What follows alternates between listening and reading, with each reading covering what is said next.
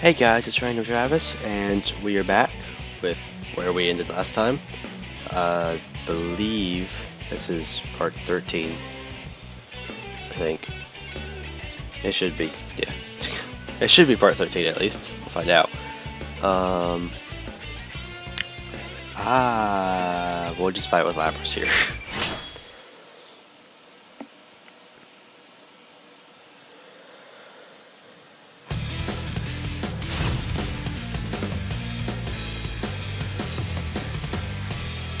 Gotta start the timer, that would definitely help so I know when to stop this video. Finally. Okay. And I still haven't switched the controls back, so RP still does the other Persona attack, and that rhymes. Ow, god damn it.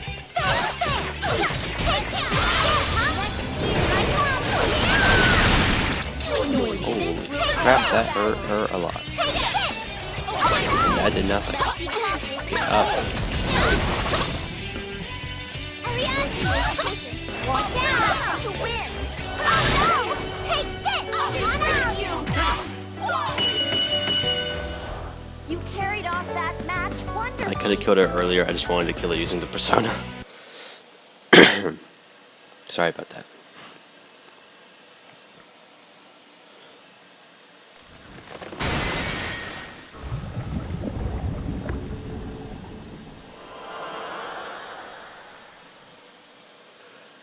We don't even give the fallen shadow a second glance as we rush to where Mitsuru-san is hanging on the cross. The sturdy lock gives us some trouble, but we finally managed to get Mitsuru-san down, and the atmosphere among us becomes more cheerful. Though Mitsuru-san was quite disabled, she quickly regains consciousness. Lapras. Everyone. Mitsuru-san looks relieved for a moment after seeing our faces, but she seems to have quickly reached an understanding. Her expression quickly turns meek as she apologizes to us. I'm sorry. My judgment was flawed. I'm responsible for all of this. Geez, there you go again with that stuff. Still, I'm really glad you're okay. Thank you. It's all thanks to you. Oh, Fuka's safe too. She's headed this way from somewhere else right now, though. I see you managed to find Yukari-san, Junpei-san. Hey, Ken? Man, you've grown. I mean, of course I did. It's all going according to plan. But I heard that you fell asleep on your train and ended up here by accident. You never change, do you? It seems that the auxiliary staff, like Yukari-san, haven't seen Mitsuru-san and Akihiko-san in a while, so they have sentimental expressions as they greet each other. The stiff look on Mitsuru-san's face slowly begins to melt away. I was worried about Yukun and his friends after they were hurt, but they seem to be recovering as well. I'm so glad. Yukun and the others approach me. Lapras! I'm so glad you came. I thought we were done for. I thought you turned into your shadow for a moment back there. What was that all about? I don't know, but I guess my shadow's been within me all this time, watching everything I've seen. And I think she's changing too, even if only little by little. And it was all of you who brought me back. You really did help us. Thank you.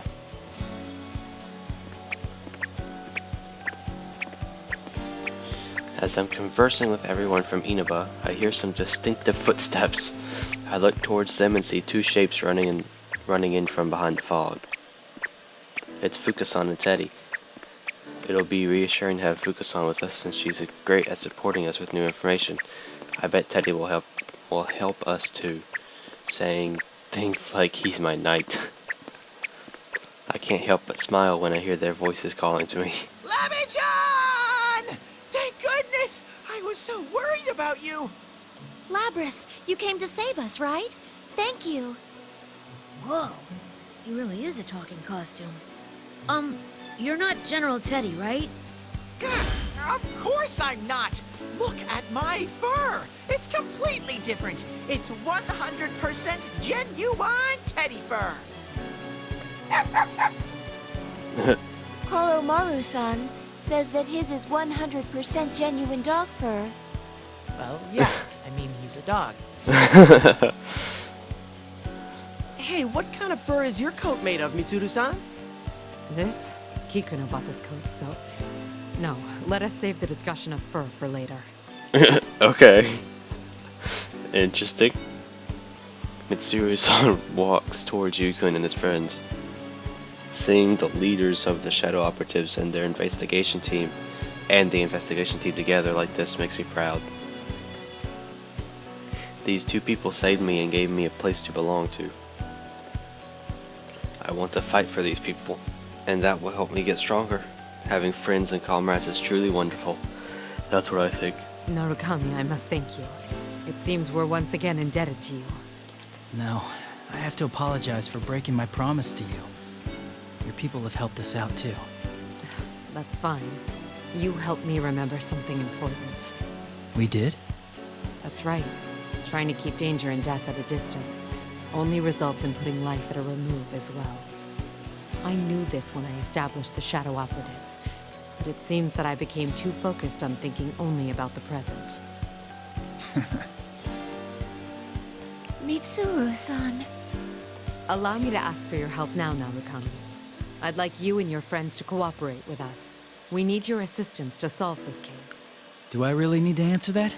Of course we'll protect Inaba. Yukun looks straight into Mitsuru-san's eyes as he answers. Seeing his sincere resolve, Mitsuru-san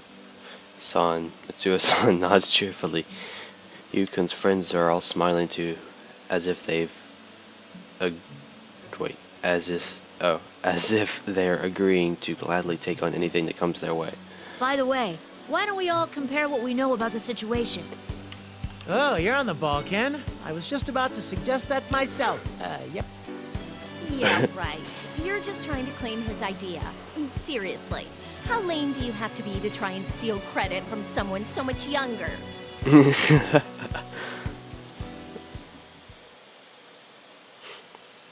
We each describe what we've experienced up to this point.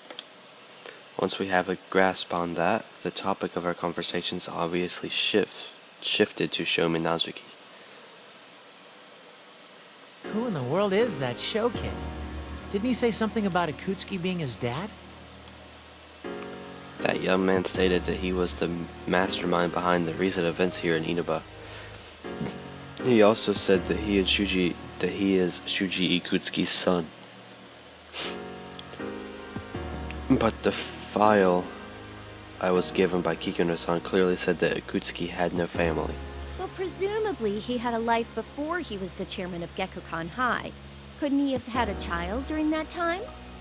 No. Ikutsuki had no family, let alone a child. The only things on his mind were his experiments and the fall. Yeesh, so he was a mad scientist? Oh, don't tell me he was doing human experiments too. Yes, he gathered orphans from different areas and performed inhumane research on them to try to artificially induce their personas. Whoa, seriously? That's messed up. Even after Ergo Research was disbanded, it seems Ikutsuki stole the research data and continued performing such experiments personally. One of those test subjects was named Sho Minazuki. The records state that he was the youngest of the test subjects. An orphan, huh? Did Ikutsuki adopt him? No, Sho Minazuki was nothing more than a favorite subject to Ikutsuki. Test subject? But he's a person! How could he do such a horrible thing? The Kirijo group of the time was an evil place, suffused with his arrogance. It isn't hard to imagine how he was treated with Ikutsuki in charge. Minazuki was raised in a solitary environment, never interacting with anyone. I suspect his experiences from that time greatly affected the development of Minazuki's current personality. So that's why he said Ikutsuki was his dad. And he told bad jokes like Ikutsuki too. Hey, that reminds me. In the middle there, he suddenly seemed like a different person. What was that all about? We'd all noticed that. It was so sudden how his personality just switched. The red-haired boy could have split personalities. That red-haired boy. But the presence that I felt was bothering me a bit. Mitsuru-san, when he reintroduced himself as Minazuki, I sensed some kind of resonation with my plume of dusk. What could that mean? There is no information on that. The same goes for the power he had when his eyes turned red. Perhaps they are a result of Ikutsuki's experimentation. The entirety of the report has not been deciphered, but Ikutsuki's data does mention Minazuki's name and the plume of dusk. Kikuno's decoding it now. Oh, I have it too. Kikuno-san entrusted me with it because it was an emergency. Ah, that's fine. Either way, I was intending to share it with all of you once the report had been completely deciphered. Shuji Ikutsuki. The man who performed a countless number of inhumane experiments at the former Urga Research, who used Mitsuru-san and the others even while serving as the chairman of Gekkoukan High School and schemed to destroy the world. Gekkoukan High School, okay, I thought there was a comma there. That's why that didn't make a lot of sense right there. I can easily imagine how many victims his experiments may have created. I myself am a result of a similar process after all. So, Shokun is another one of those victims. Hey, when he got all cold and called himself Minazuki, he said that he wasn't after revenge for Ikutsuki, right? Correct. Based on what he said, it seems this Minazuki set this situation in motion to grant the hot-headed boy his wish for immense solitude. And then he was talking about persona fragments. Yeah, that's right. He said that he covered the town in this red fog and was carving our personas by making us fight in it. The sense of fatigue we felt when we were on those crosses is most likely part of that same plan. Looks like we completely fell for it. But he said that he'd gathered enough fragments of our personas, didn't he? Then... Yes, he's most likely completed that step of the plan. What was that part about awakening something? I mean, I can guess that it's going to be pretty dangerous, but what's he trying to call down? I know nothing about that, but if it's similar to what we encountered at Tartarus, it's nothing welcome. Persona fragments, huh? What in the world is he planning on using them for?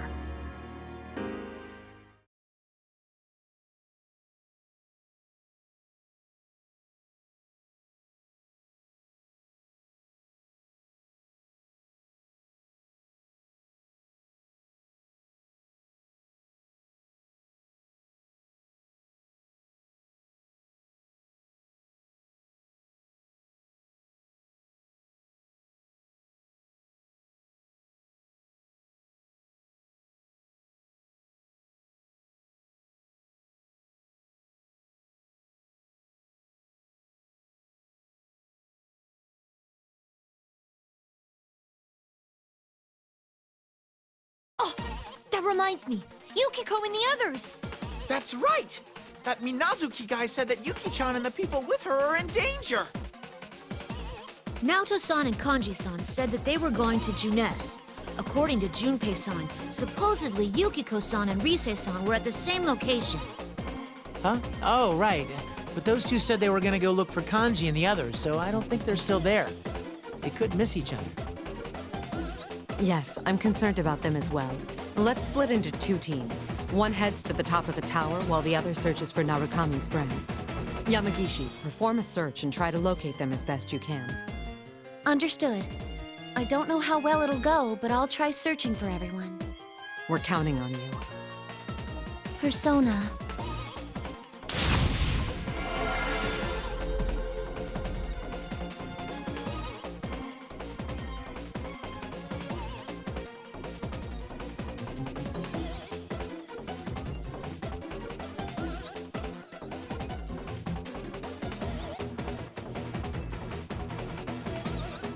There's so much interference. The fog might be getting thicker. Oh! I have 2 readings near Junes. That may be Kanji-kun and Naoto-kun. They seem to be moving towards Junes. And I found another 2 readings in town on the move together. Do you think that's Yukiko and Rise? Oh, I'm so worried. Oh, what the?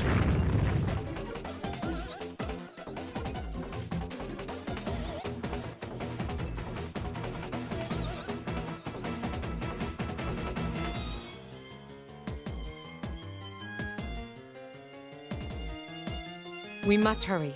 Yukari, Iori, Amada, and Koromaru, you're the least wounded. You pursue Minazuki. Got it. I will go with Akihiko and Aigis to rescue Narukami's friends. Got it. Understood. Yamagishi, you remain here and back us up. Narukami's group, you're all too exhausted. I ask that you remain here and regain your strength. I'll do everything I can to assist you. Whoa, seriously? Will? No, we should stay here. Fukusan needs someone to protect her as well. Hey, what about me? I'm perfect! Mitsuda-san, Teddy's got a great nose, so I think he'll at least be of some use. Please let him help you find our friends. Some use? How rude! I'm totally useful. My babe Dar is up and running. I see. That's promising.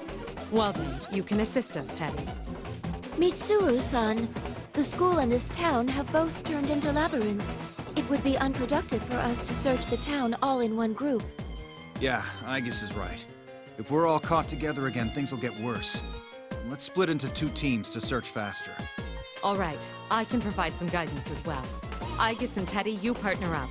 Akihiko and I will go together. Once you meet with Narukami's friends, head for Junes.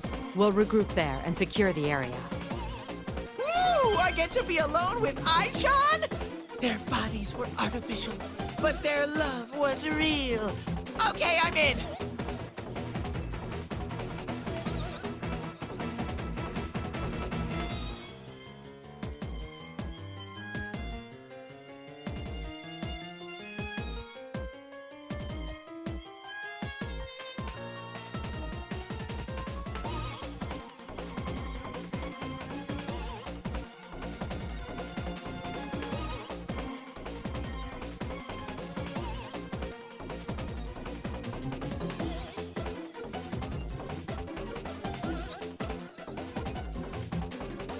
Labras, I should ask you this now. What do you think about that young man, Sho Minazuki? Well, I know we can't let him destroy the world and all, but But... I think he's the same as me. I want to see him one more time and try to talk to him. Just like you all saved me, I want to save Sho.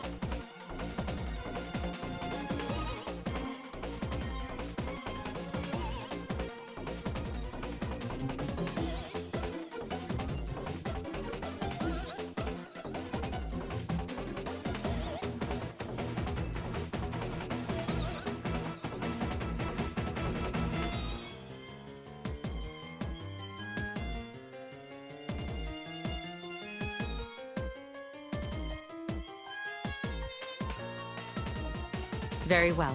I want you to pursue Minazuki as well. I'm counting on you, Labras. Okay.